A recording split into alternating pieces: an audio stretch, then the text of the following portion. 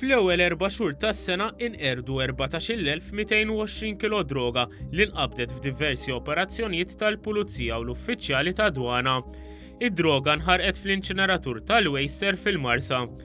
Statistika li kiseb One News mill-Wejser turi li f'Jannar inqerdu 8,840 kilo, fi Frar 5,100 kilo u 280 kilo oħra f'April.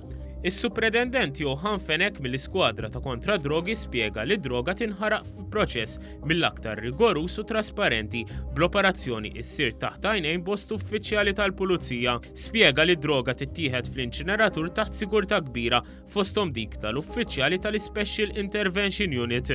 U aħna bħala skwadra nkunu lesti mill-investigazzjoni li nkunu għamilna time neġiet fejn kienet sejra u hekk mbagħad il-maġistrat isir rikors, isir talba biex ovvjament dik id-droga tiġi maħruqa u l-maġistrat once li tkun konvinta u l-inkjesta tkun ingħalqet tagħti ġifieri l-permess tagħha biex l-istess droga tkun maħruqa. F'din l-operazzjoni jieħdu sehem ukoll uffiċjali mit-taqsima forensika tal-Pulizija. L-Ispettur Xarlo Qasa qal li dan il-proċess jiġi ffilmjat mill-bidu sal-aħħar. Ir-recording jibda mill-ħin li droga tkun fil-maħżen u jibqa' dejtu lill-vjaġġ. U minn hemmhekk sal-inċineratur jibqa' jsir ir-recording tal-proċess kollu. Saħansitra jew tiddaħħal fl-inċineratur jibqa' jittieħed ir-recording ħalli aħna dejjem ikollna kollox irrekordjat mill-bidu sal-aħħar li din id-droga hija l-istess waħda li l-qorti tkun ordnat sabiex tiġi distrutta. L-inġinier Ryan Kawki responsabbli mit-tħaddim tal-inċineratur jispjega li d-droga tiġi ppakkjata f'kontenituri apposta u titħallat mal-aħmijiet sabiex ma tellax temperaturi esseġerati. Qal li din it-taħlita mbagħad tintefa' fl-inċineratur minn bokka apposta.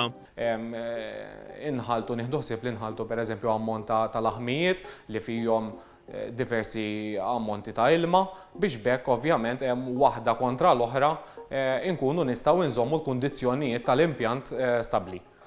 Ix-xogħol jinħatt hemmhekk u mbagħad jittieħdu 4 sigħat f'temperatura ta' kważi 1000 grad biex niżguraw li x-xogħol kollu jiġi distrutt kompletament. Il-qofol tax-xogħol isir fil-forn. Il-forn huwa ċilindru li l-ħin kollu qed idur. Allura b'dak id-dawrien qegħdin niżguraw aħna li x-xogħol dejjem qed jinqaleb u qed jinkixef wiċċ ġdid biex jaqbad. Il-professur Emanuel Sinagra, espert tal-qorti, jispjega li f'din l-operazzjoni jerġgħu jsiru qatt ta' eżamijiet forensiċi.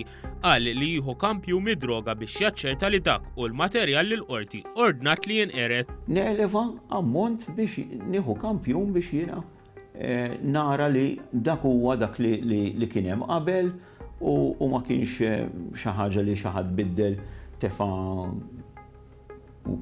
washing powder flok kokaina jew xi ħaġa hekk. Id-droga tinħażen u tiġi trasportata wkoll f'boros u siġilli apposta li ma jħallux lok għal dbabis.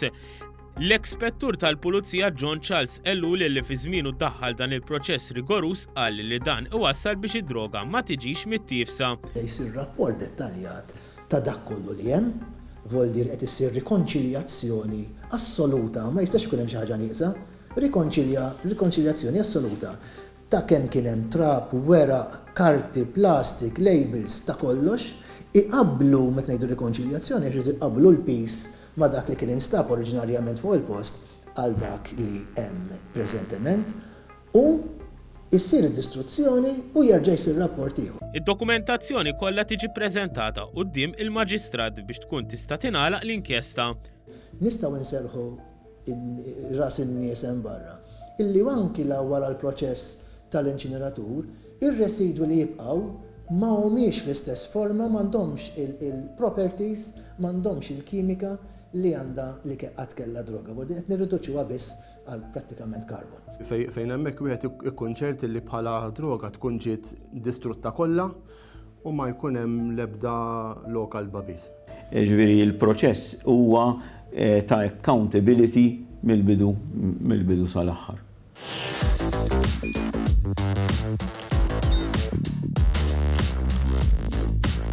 Idħol fuq one.com.mt u hemmhekk tista' tara l-programmi kollha li jxandru fuq One permezz ta' One Play.